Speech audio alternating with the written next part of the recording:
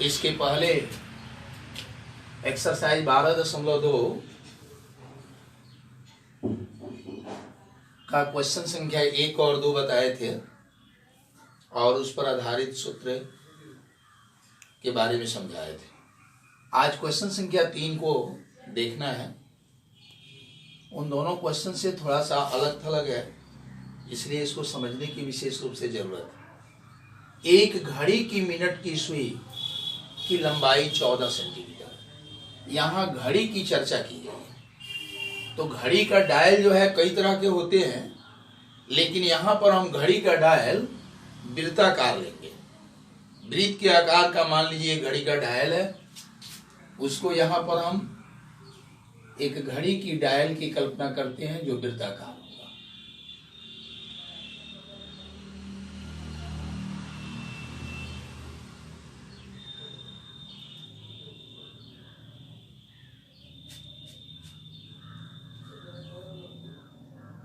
मान लीजिए कि यही एक वृत्ताकार घड़ी का डायल है जिसका केंद्र यह हो जाएगा, जिसको सेंटर पिन कहा जाता है। यहां पर मान लीजिए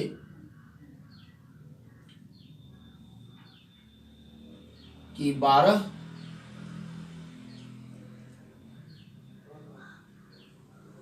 संकेत को इंगित करता है।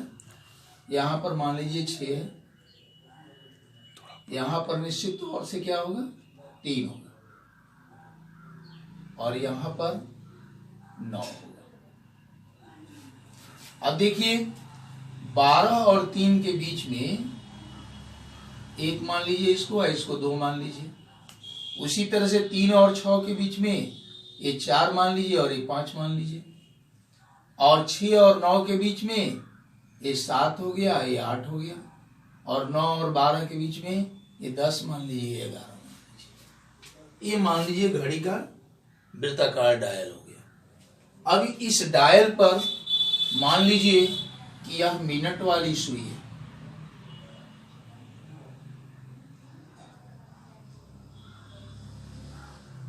यह मिनट वाली सुई है। यह मिनट वाली सुई जो है इस वृत्ताकार घड़ी का त्रिज्या हो जाएगा, जो क्वेश्चन में दिया गया है 14 सेंटीमीटर लंबी। तो ऐसी स्थिति में यह सुई अगर 5 मिनट तक चलती है तो जो क्षेत्रफल तय करती है, जो क्षेत्र तय करती है, उसका क्षेत्रफल हमें ज्ञात करना है। अब देखिएगा ये 5 मिनट में जो है ये मिनट वाली सुई कितने क्षेत्र को जो है कितना क्षेत्र बनाती है, उसका क्षेत्रफल हम कैसे निकालेंगे। तो मान लीजिए कि यह मिनट वाली सुई पहले 12 पर है, यानी यहां पर है।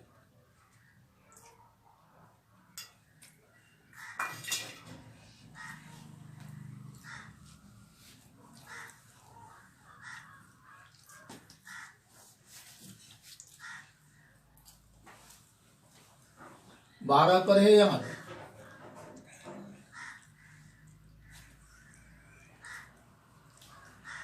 यहां पर है मिनट की सुई और 5 मिनट के बाद यह 1 पर आ जा रही है। तो इस तरह से यह त्रिज्या है। इस सुई को हम त्रिज्या मान लेंगे पहले वाली स्थिति में जो है, और बाद वाली स्थिति में यह मिनट वाली सुई यहां पर आ जाएगी। तो इन दोनों सुई को हम त्रिज्या मान लेंगे और इनका संगत जो लघु चाप है उससे और इन दोनों त्रिज्या के बीच में जो घिरा हुआ भाग है उसको हम त्रिज्या खंड मान लेंगे और इसी त्रिज्या खंड का क्षेत्रफल हमें निकाल देना है। तो इस त्रिज्या खंड का क्षेत्रफल निकालने के लिए पहले त्रिज्या खंड का कोण हमें मालूम होना चाहिए। त्रिज्या खंड का कोण मालूम होना चाहिए। इस त्रिज्या खंड के कोण को हम कैसे ज्ञात करेंगे। तो इसको ज्ञात करने के लिए चलिए देखते हैं। एक चीज जरा देखिए, ये मिनट वाली सुई जो है पूरे डायल पर अगर एक चक्कर लगाती है तो ये एक केंद्र पर कितना डिग्री का कोण बनाती है? तो आप कहेंगे ना 360 डिग्री का कोण बनाती है। तो इसको हम लिख सकते हैं ना, चूंकि मिनट वाली सुई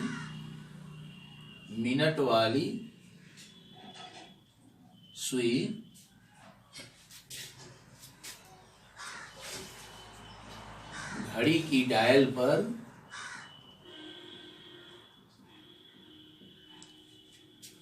एक चक्कर लगाने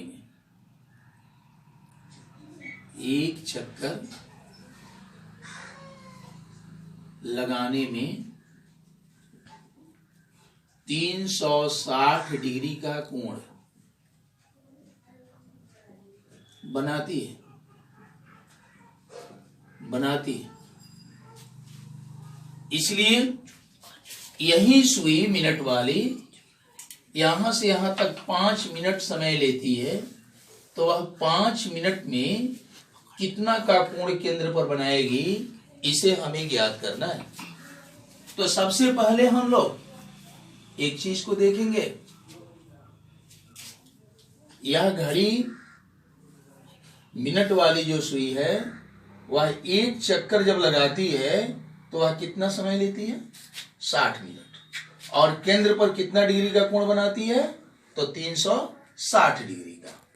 तो यहां हम यह भी लिख सकते हैं, मिनट वाली सुई घड़ी की डायल पर 60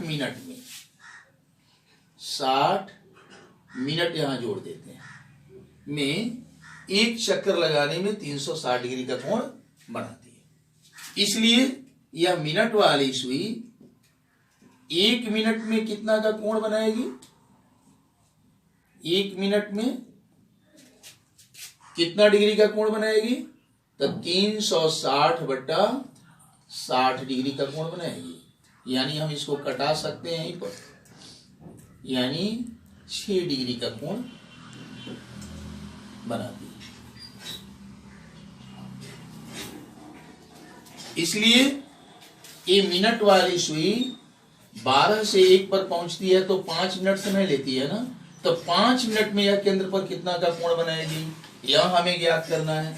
तो इसलिए घड़ी की जो सुई है वह 5 मिनट में कितना का कोण बनाएगी, तो 6 डिग्री में हम 5 से गुणा कर देंगे, यानी 30 डिग्री का कोण बनेगा। 30 डिग्री का कोण बनाती है, यानी यह कोण जो है वह 30 डिग्री का होगा। 30 डिग्री का। अब यह त्रिज्या खंड हो गया और यह त्रिज्या खंड का कोण हो गया जो 30 डिग्री है। लिखेंगे, चूंकि त्रिज्या R जो घड़ी की मिनट वाली सुई है उसकी लंबाई जो है 14 सेंटीमीटर, इसी को हम त्रिज्या मान लेंगे 14 सेंटीमीटर। अब त्रिज्या खंड का कोण, त्रिज्या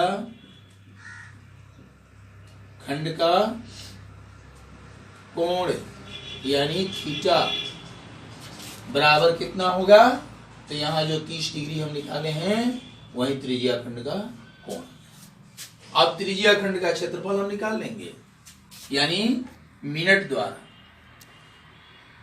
मिनट की सुई द्वारा 5 मिनट में रचित क्षेत्रफल, मिनट की सुई द्वारा 5 मिनट में रचित क्षेत्रफल निकालेंगे। रचित क्षेत्रफल बराबर त्रिज्या खंड का क्षेत्रफल, त्रिज्या खंड का क्षेत्रफल। और त्रिज्या खंड के क्षेत्रफल के लिए सूत्र क्या होता है आप जानते हैं, गुने पाई r स्क्वायर। अब इसमें थीटा के जगह पर 30 डिग्री लिख लेंगे, 360 आप लोग उतार देंगे, पाई का मान 22/7 ले लेंगे और r के बदले यहाँ 14 है उसको लिख करके और इसको हल करके आप आंसर निकाल लेंगे। जो आंसर आएगा वही इस प्रश्न का उत्तर होगा। चलिए अगला क्वेश्चन हम देखते हैं। इसके बाद क्वेश्चन संख्या 4 देखेंगे। क्वेश्चन संख्या 3 से थोड़ा सा भिन्न है, इसलिए इसको गौर से समझेंगे आप। 10 सेंटीमीटर त्रिज्या वाले एक वृत्त की कोई जीवा केंद्र पर एक समकोण अंतरित करती है। समकोण का मतलब हुआ 90 डिग्री, यानी 10 सेंटीमीटर त्रिज्या वाला एक वृत्त है और उसमें कोई जीवा है जो केंद्र पर 90 डिग्री का कोण बनाती है। तो ऐसी स्थिति में संगत लघु वृत्त खंड का क्षेत्रफल ज्ञात करना है और संगत दीर्घ त्रिज्या खंड का क्षेत्रफल ज्ञात करना है। तो कैसे हम ज्ञात करेंगे? तो इसके लिए सबसे पहले एक वृत्त की कल्पना करेंगे जिसकी त्रिज्या कितनी होगी? 10 सेंटीमीटर।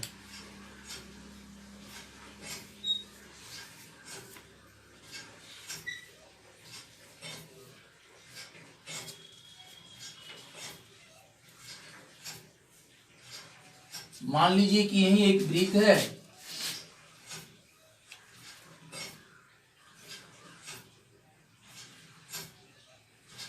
यही वृत्त है जिसका केंद्र O है और इसमें एक जीवा है। मान लीजिए कि वह जीवा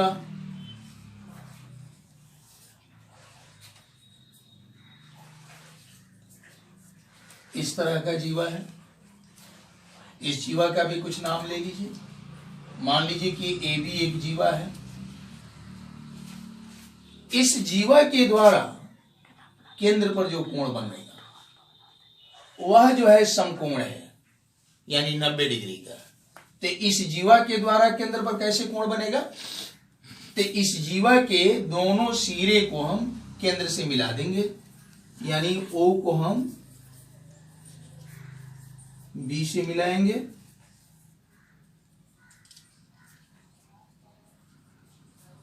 और O को हम A से मिलाएंगे।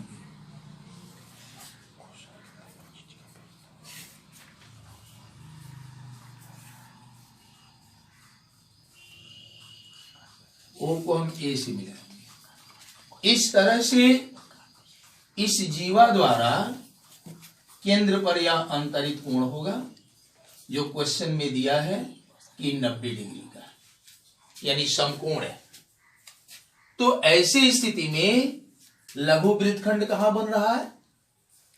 तो इस जीवा के और इस जीवा के इसके संगत जो लघु चाप है, इसके बीच वाला जो भाग घिरा हुआ है, जो घिरा हुआ भाग है, इसी को हम संगत लघु वृत्तखंड कहेंगे और इसी का क्षेत्रफल हमें 1 नंबर में निकालना है। और दूसरे नंबर में हमें क्या निकालना है?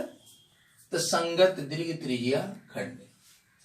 यह हो गया यहां से लेकर के यहां तक लघु त्रिज्या खंड, और इसको छोड़ करके वृत्त का जो शेष भाग है ये सब, यह हो जाएगा संगत दीर्घ त्रिज्या खंड, यानी इसकी भी क्षेत्रफल हमें निकालना। तो चलिए सबसे पहले हम पहला नंबर है उसको हल करेंगे। हम पहला नंबर में क्या है? संगत लघु वृत्तखंड। तो वृत्तखंड का क्षेत्रफल निकालने के लिए आपको हम सूत्र लिखवाए थे। क्या लिखवाए थे? थीटा बटा 300, 1 मिनट ऐसे लिखिए इसको। संगत लघु वृत्तखंड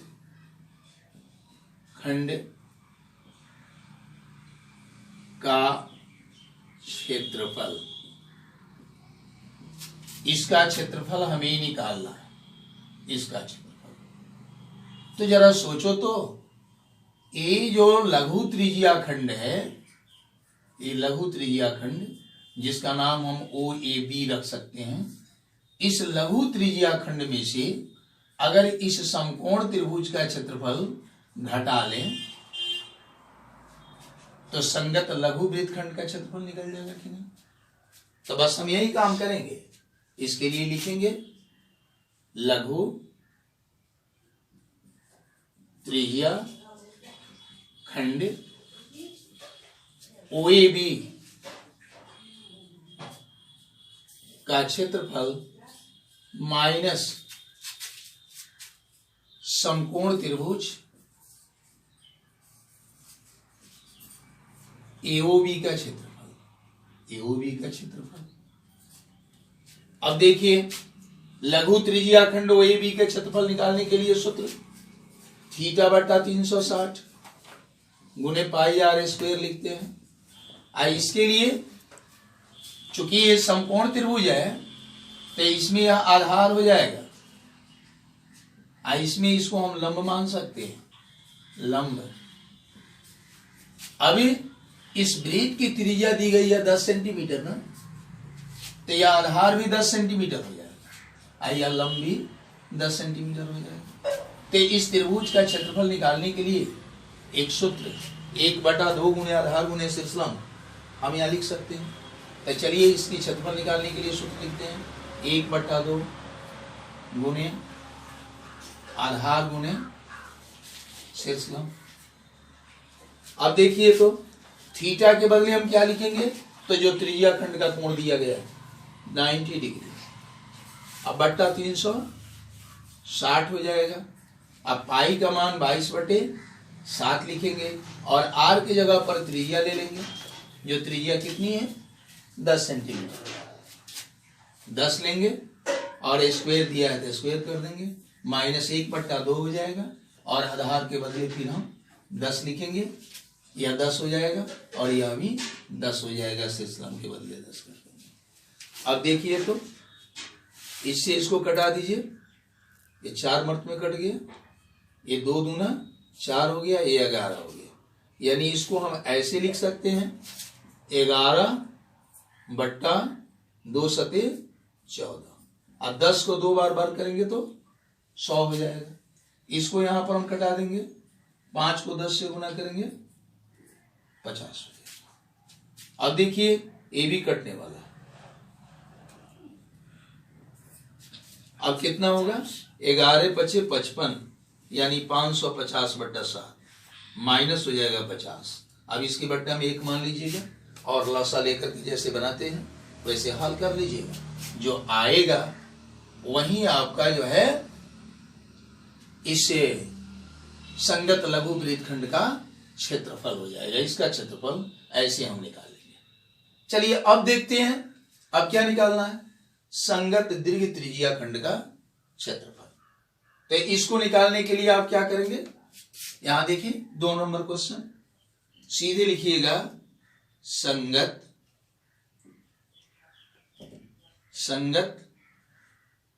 दीर्घ त्रिज्या खंड का क्षेत्रफल। कैसे इसको निकालिएगा, तो इस पूरे वृत्त के क्षेत्रफल में से इस लघु त्रिज्या खंड का क्षेत्रफल अगर आप घटा लेते हैं तो ये दीर्घ त्रिज्या खंड का क्षेत्रफल निकल जाएगा। यानी आप सीधे लिखिए वृत्त का क्षेत्रफल